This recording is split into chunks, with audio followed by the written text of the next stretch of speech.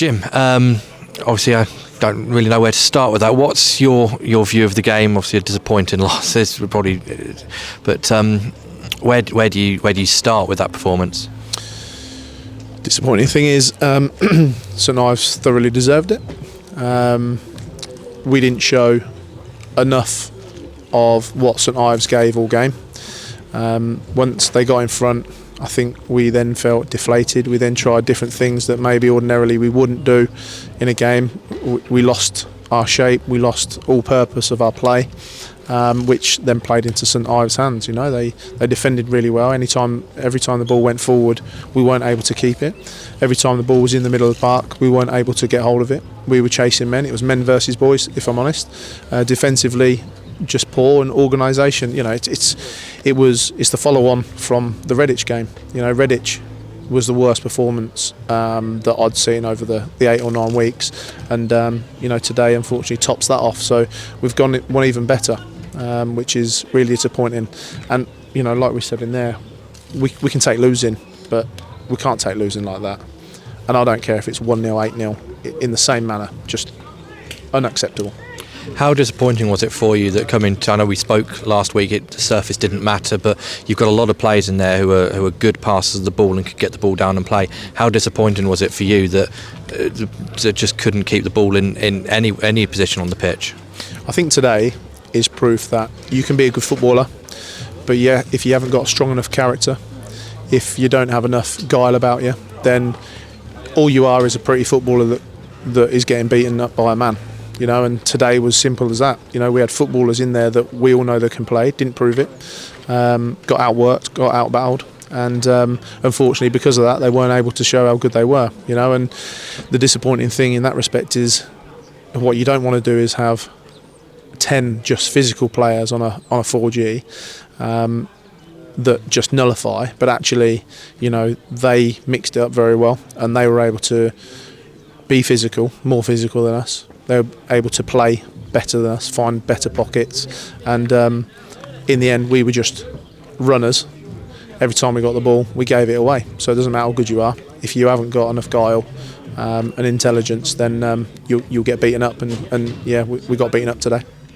How worrying is it for you that this is now 2 poor performances on the bounce? Obviously Redditch was a much closer game scoreline wise. Today it's obviously a 6-0. Are you worried that certain things are starting to becoming a trend that you didn't want to see become a trend?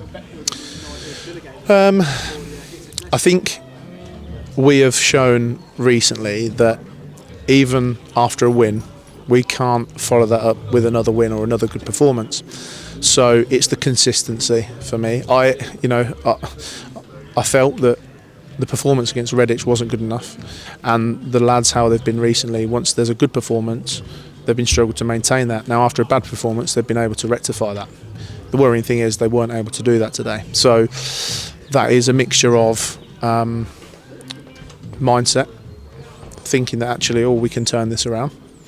It's a mixture of maybe trust. I think there's a trust issue in there I believe that fans will look at it from what they're seeing and saying that they won't always trust there's going to be consistency. They'd be absolutely right to think that based on what they've seen. I think players now need to start working harder together to gain that trust within each other.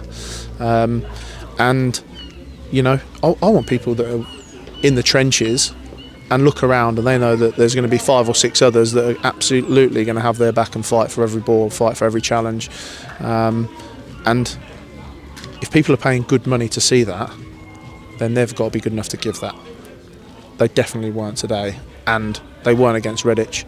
So does it worry me? Yes, it's a worry, but actually, you know, it's my job to try and change that now and get a reaction. So we'll see how they take the run-in on Thursday, see how they prepare for Stratford, and then, you know, we'll give ourselves another 4 or 5 weeks because we're in a relegation battle now, and you know, this is where we test the character.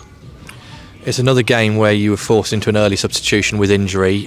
Firstly, obviously, we saw Gary was here, not involved. Is there any update on when we can expect him back? How is Ty as well, after coming off fairly early? So Gary's knee it's swollen.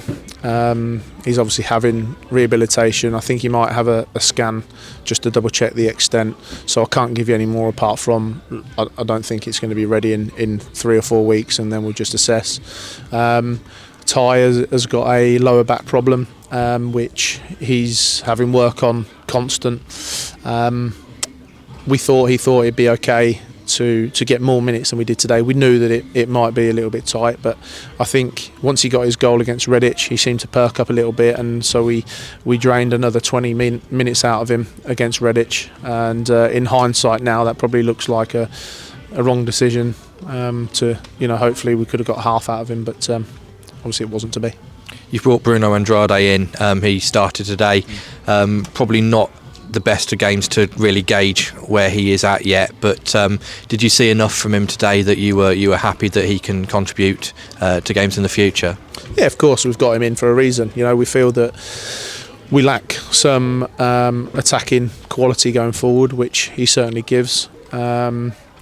He's been playing at Chesham, and to be fair, when I came in with Andy, he was a person that we'd spoke about. The opportunity was there to get him in, and like you say, today is no reflection, I think, on what we'll get from him. But hopefully, when he does get going and we start performing and working hard as a team, we'll see the best qualities of him. Jim, thanks for coming out to join us, and we'll see you on New Year's Day. Yes. Thanks, Ed.